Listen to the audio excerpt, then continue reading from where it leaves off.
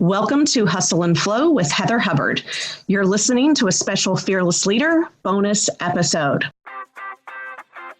Hi, I'm Heather Hubbard, and I was a litigator, partner, and practice group leader at an AmLaw 200 firm. I know what it takes to rise to the top. I also know all too well the toll it can take on your personal life. So how do you shine bright without burning out? How do you embrace your ambition without selling your soul? You're listening to the Hustle and Flow podcast. Welcome back. I am your host, Heather Hubbard, and today I am so excited to introduce to you Okeoma Moronu. So I already shared a little bit of background about her before on the episode about the 2020 experience.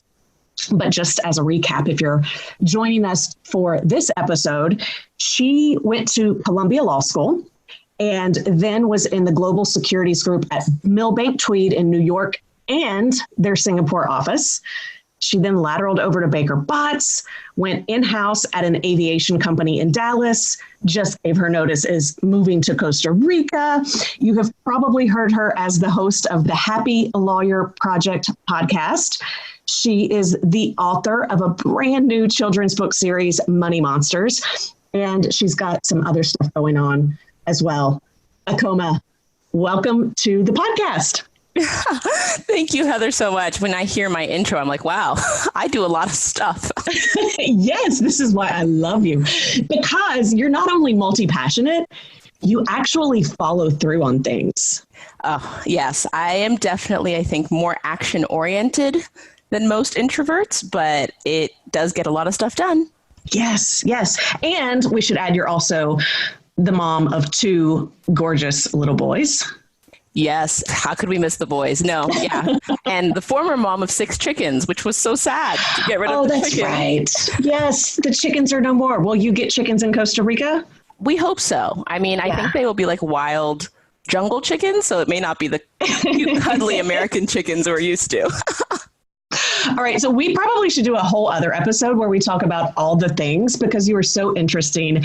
And I guess technically you've been on the podcast before in the sense that when I was doing my podcast sabbatical, you shared with us your podcast interview of me years ago, and we'll put that in the show notes for listeners. But outside of this bonus, we need to then have you back on so we can talk about what all you're up to.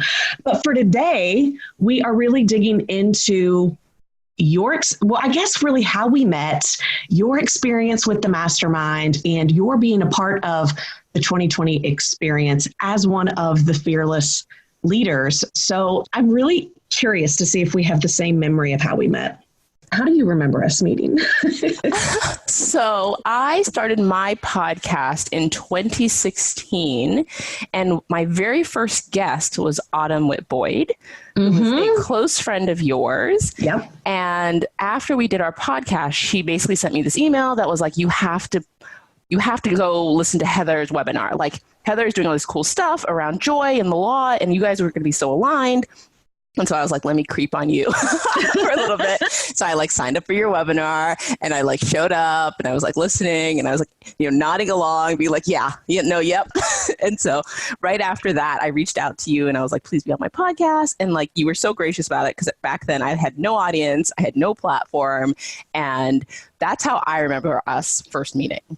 Yeah. Okay. So we do remember it the same. I was doing, and I actually pulled up the slides the other day because it's amazing, and just year over year, the growth and how much more you learn. So I was looking back at the slides for that webinar. It was actually a webinar pitching the Life and Law in Balance retreat at Miraval. It was my very first one that I had ever led there. Again, back in, I was leading that one in November of 2016.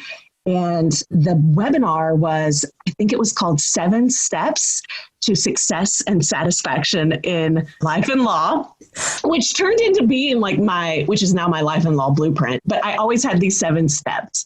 And so I just love that it's such a full circle moment that's kind of our first interaction. And now you're going to be there helping lead at the next Miraval retreat. So it sounds like we have Autumn to thank, because Autumn knew all along that we would be well aligned. Yes, Autumn, we know you're listening. Thank you for making that wonderful introduction. Yes, I remember you reaching out. Okay, so fast forward, we've both learned so much and done so many things since 2016. And you ended up joining my current annual mastermind that is going on now. Why did you end up deciding to join that group? So as you may recall, we'd had a number of conversations about me joining prior years and it not happening for multiple reasons, but it felt like this year I really had something that I needed to mastermind around. I've always known about the value of a mastermind and how important it was, and I've always wanted to be a part of one, but previously I kind of was still doing all the things and didn't feel like I had the intention around one thing to justify the investment. But once I knew what I was trying to accomplish, it was a no-brainer that I would want to have a strong group of people around me to help me accomplish that goal. Love it. So you're still doing all the things. Oh, yeah. But tell us a little bit more, because I really am about intentionality as well. So I think this worth the conversation. Can you share kind of what that, like how that looked different for you, right? Because you were doing all the things before and you're doing all the things now, but what was the intentionality piece that really helped solidify needing to have access to that group to support you? It became less traditional what I was trying to do. I think in prior years, it was really, I was transitioning from New York to Dallas, or I was transitioning from big law to in-house. And those were the things I was really looking for support around. But I think it's easier to find support around those traditional, at least it was for me, because I have a pretty big network.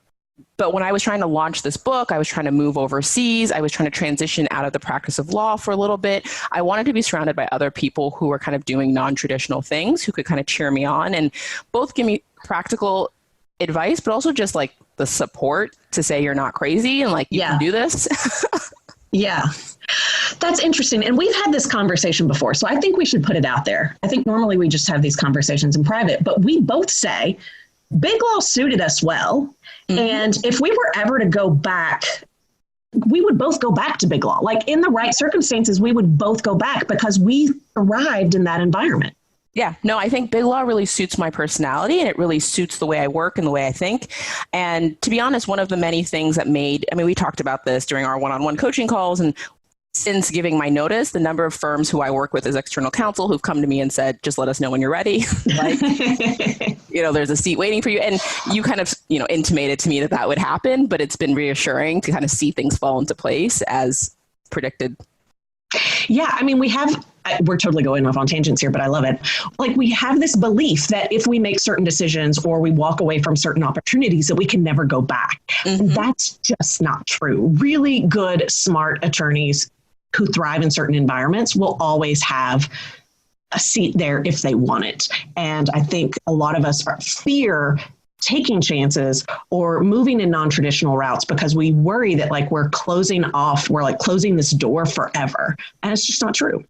Yeah, absolutely. And I think starting to step out of that door, I wish I had, had more confidence. All that time spent worrying was for nothing. Yeah. Okay. So this leads into a great transition into the 2020 experience.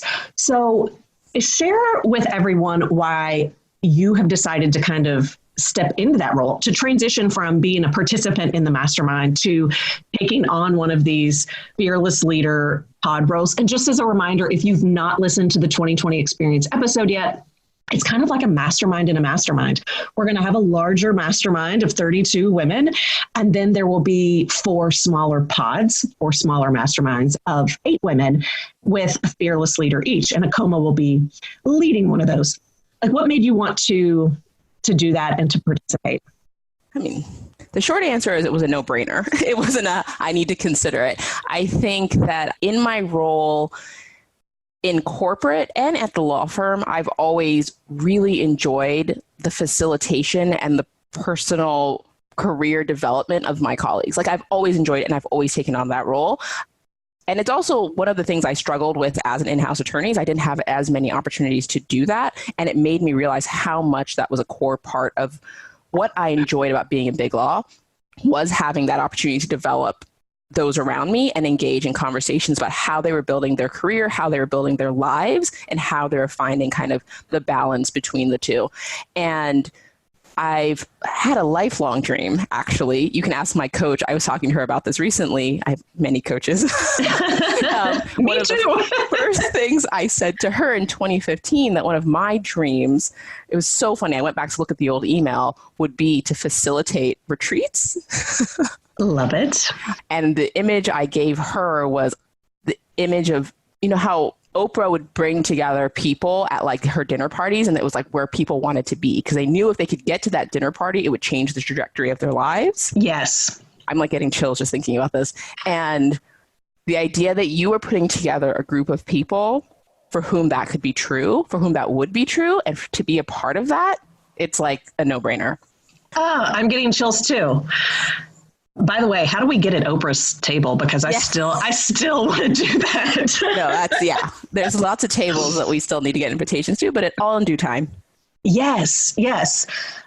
What kind of, like we're putting together these different pods and we've got to see, you know, women are applying, we're doing interviews, we're making selections. And so we'll have to wait to see who the final 32 are to actually assign them to their pods. But like, who are your dream pod members? Who's going to be in this group that you are supporting? I tend to attract and be able to facilitate most easily those who kind of have this multi-passionate bend to them and who have really what they struggle with is an inability to focus on the one thing. And they're looking for the accountability to know which things to drive towards in specific seasons of their life. Mm-hmm. And you know, having kids myself, being really action oriented, I kind of understand how to balance all of those things. And I'm not going to lie, I tend to be pretty straightforward when it comes to coaching people around taking action in their life. Yep. So I'm looking for people who are looking for that level. I won't say boot camp, that's too strong.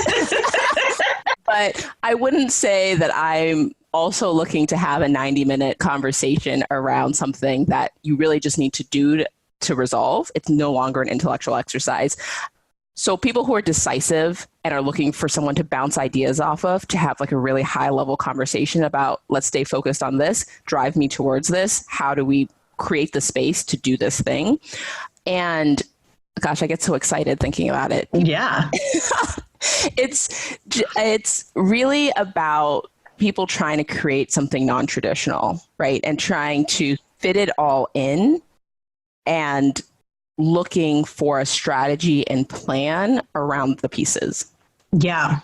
I have to say, that's one of the reasons why, I mentioned it at the beginning, that I am so excited to have you on board is because I think there are so many multi-passionate people out there who have a hard time actually sticking with something long enough to actually execute. And that's where it's like, I'm not a multi-passionate person. And so I don't want to dissuade people from doing that, but they got to take action, right? Like, so keeping them focused to take action so that they can actually see the fruits of their labor. I think that is going to change lives because there are people with lots of great ideas out there who don't know how to just focus on one and actually see it to fruition. And I think the people in your group that have that tendency are going to finally have the breakthrough that they've been hoping for. Absolutely. I think that the struggle with multi-passionate people is that for most of us, we actually thrive when we have our hands in more things, but you have to know how to layer those things. And if it's kind of all over the place, to your point, you don't ever see the fruits of your labor because you don't ever see anything through to the end. And so you have to figure out the way to feed that multi-passionate monster inside of you while also keeping it satiated, to keep it satiated while accomplishing the things you want to accomplish and getting to see things actually grow. Yes. Love it. And so I also, it's probably obvious if people know both of us, but one of the things that I really value and appreciate is that we both care about joy. We both care about happiness. We both care about life. A career and a business without the other is pointless. And, we're both into some quirky things and we're very holistic. So I think It's going to be a ton of fun. And that really is the whole point of the 2020 experience. It's a holistic experience where it's, kind of like the boot camp thing. Like, it's intense hustle, but it's also intense flow. And so I just can't wait to see the magic. Oh, that's one of my favorite words. Oh, I forget that. Yes. Magic. That is your word. Anything else that you want to add? I feel like we've given a good intro. People kind of can get a feel for what it will be like to be working with both of us. But anything you want to add before we leave? The only thing I haven't touched on that I think is worth mentioning is that I am going to make people talk numbers. Yeah. My brain works in numbers. Money fuels dreams, and money is the results of dreams accomplished often. And so if you're ready to dive into numbers, I'm really excited to explore that kind of stuff with the people I get to work with. Okay, so I don't know her last name, and it's Sally, you may know it, of Elvest. Sally, yep. I can't think of her. Kerouac? Maybe. So I just kind of stumbled upon her, and I have been so interested in the stuff that she's saying, because it's like, I'm just curious at this point, because she's saying things around like women don't, like, even the most powerful women, a lot of executive women, professional women, they don't feel comfortable talking about money or numbers. And I had never really considered that is a social norm that we've been taught, that like, it's not okay to talk about those numbers. And she was like, we can't ever move to a place of influence and power and really, thriving in businesses and in our homes if we don't feel comfortable talking about that. So obviously you don't wake up one day and just make a decision to be comfortable. But I do love that we're going to be able to provide, this goes back to the intensity, a place where we can feel safe to move through that discomfort. Yeah. And I think part of what I'm hearing you say is that people need to prepare themselves to kind of push the limits of what they're comfortable with so that they can accomplish and achieve more than they've achieved before. And money is one of those ways in which a lot of people haven't had that opportunity, and that, this could give them that. Absolutely. Absolutely. I believe that all growth comes from being willing to be uncomfortable. And that's part of what I think the 2020 experience is. Like, in every aspect of your life, it's being willing to be uncomfortable, which is why people are going to have such huge breakthroughs, because they're being willing, right? Like, this isn't going to be like just this little walk in the park kind of program. Like, it's going to change lives. And that's why. Amazing. Okay. Thank you so much for coming on and talking through this with everyone so that they can hear what it will be like. And like I said, we're totally going to have you back on the podcast again, but really, really looking forward to having you be part of the 2020 experience. I'm so thrilled to have been on today, and really excited for all to come. All right. Thanks, guys. We'll see you next week. For show notes, downloads, and other free resources, and to keep the conversation going, head on over to hustleandflowpodcast.com. See you there.